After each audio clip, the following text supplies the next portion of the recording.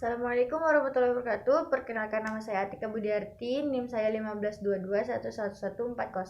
Di sini saya dan rekan saya nantinya akan memberikan konseling tentang VBAC atau Vaginal Birth After Cesar. Selamat menyaksikan. Assalamualaikum warahmatullahi wabarakatuh, Ibu.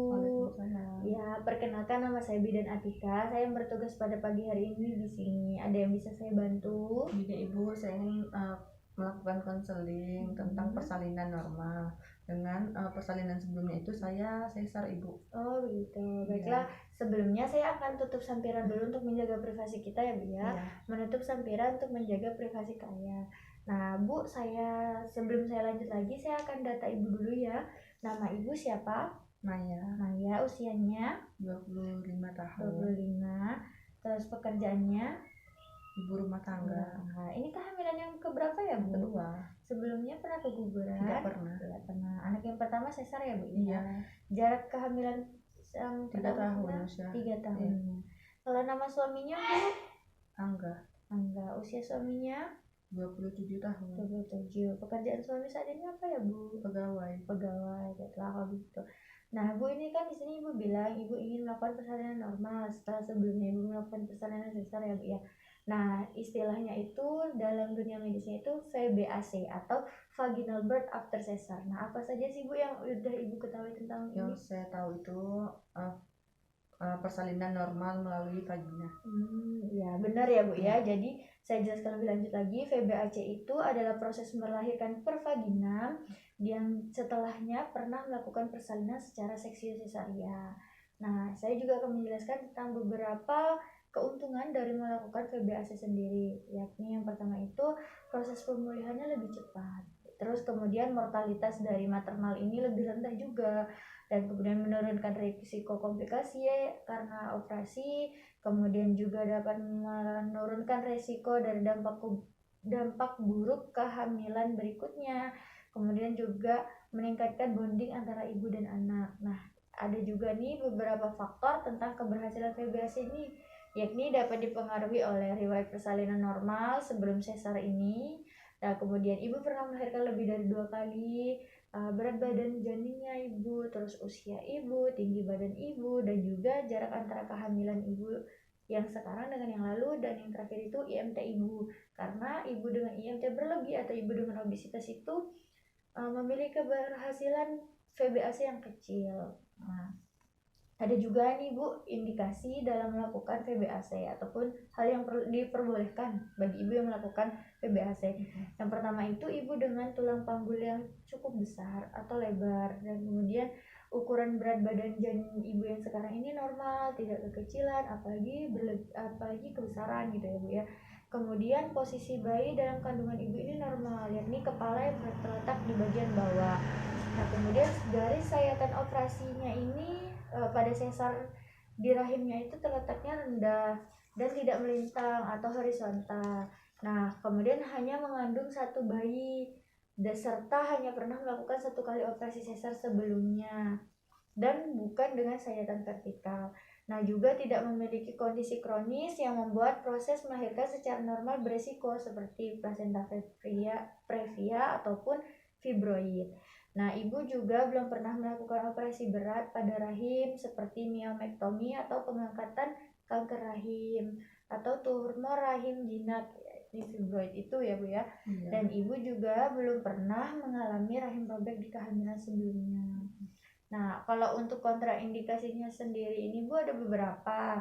Di antaranya itu ibu dengan berat badan berlebihan atau ibu dengan obesitas itu agak kurang ya Bu ya.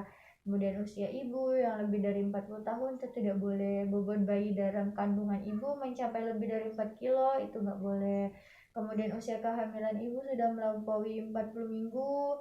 Dan kemudian kehamilan yang sekarang dengan sebelumnya berjarak kurang dari 18 bulan itu nggak boleh dilakukan persalinan normal ya Bu ya. Terus ibu punya gangguan seperti preeklamsi, darah tinggi, ataupun yang lainnya. Kemudian ibu juga pernah melakukan persalinan sesar lebih dari 1 kali, atau ibu mengalami persalinan sesar dengan sayatan rahim vertikal. Kemudian ibu yang hamil kembar lebih dari 3.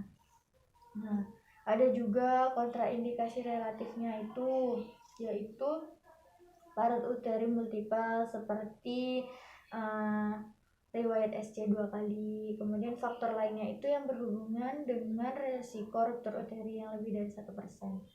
Nah, untuk resiko dari VBAC sendiri ini Bu ada dua kurang lebihnya, yakni yang pertama itu kegagalan melahirkan secara spontan dengan sempurna. Jadi bisa aja ibu tuh nggak langsung melahirkan, tapi bisa juga dibantu obat-obatan kayak gitu. Kemudian bisa terjadi ruptur uteri yang kemudian akan terjadi perdarahan, infeksi, cacat pada bayinya, terus histerektomi. Nah, kalau untuk persiapannya sendiri ini cukup umum ya Bu ya, yakni ibu harus yakin dan mampu dalam memutuskan kalau ibu tuh bisa melakukan persalinan normal atau PBAC ini. Kemudian ibu juga harus menyiapkan penolong yang ibu percaya dan yang sesuai dengan kebutuhan khusus ibu. Kemudian ibu juga harus mencari tempat persalinan yang sesuai dengan kebutuhan ibu. Ibu juga harus mempersiapkan siapa pendamping persalinan ibu nanti. Ibu harus menyiapkan siapa pendonor ibu nanti, terus transportasinya nanti menggunakan apa saat pergi ke tempat persalinan, kemudian biaya persalinannya juga harus dipersiapkan, terus pengambilan keputusan itu yang paling penting, karena kalau ada masalah dia yang harus mampu mengambil keputusan ibu harus diapakan gitu ya. Dan yang terakhir itu yang pasti perlengkapan ibu dan bayi sendiri. Nah, dari apa yang sudah saya jelaskan ini, apakah ada yang ingin ibu tanyakan? Berarti saya itu boleh ya untuk persalinan normal? Iya, karena sekarang usia kandungan ibu juga masih normal ya. Kalau yang saya lihat dari bukunya, ibu baru mencapai 38 minggu. Jadi kalau misalnya nanti ada tanda-tanda persalinan mulai muncul, ibu boleh melakukan persalinan normal selama nggak lebih dari 40 minggu nanti ya. Ya. Nah, baiklah, ada yang ingin tanyakan lagi Bu? Tidak ada. Kalau tidak ada, saya akan melakukan evaluasi sedikit ya Bu ya, untuk memastikan bahwa ibu sudah paham tentang persiapan persalinan tadi yang sudah saya sebutkan. Itu apa saja sih Bu yang harus disiapkan? Yang pertama itu persiapkan penolongnya, darah, pendonor darah, siapkan uangnya, dan juga transportasi, dan pakaian saya dan juga bayinya. Iya, jadi itu beberapa hal yang harus ibu persiapkan sebelum melakukan persalinan. Ya, baiklah, karena ibu sudah menjawab pertanyaan saya, jadi saya rasa ibu sudah paham. Apakah ada yang bisa saya bantu lagi? Tidak ada Ibu, terima kasih untuk penjelasannya. Saya pamit undur diri dulu ya Bu. Iya, terima kasih kembali. Assalamualaikum. Sehat ya Bu. Iya. Baiklah, setelah melakukan konseling, jangan lupa untuk melakukan pendokumentasian. Sekian dari saya. Wabillahi taufiq wal hidayah. Wassalamualaikum warahmatullahi wabarakatuh. Terima kasih.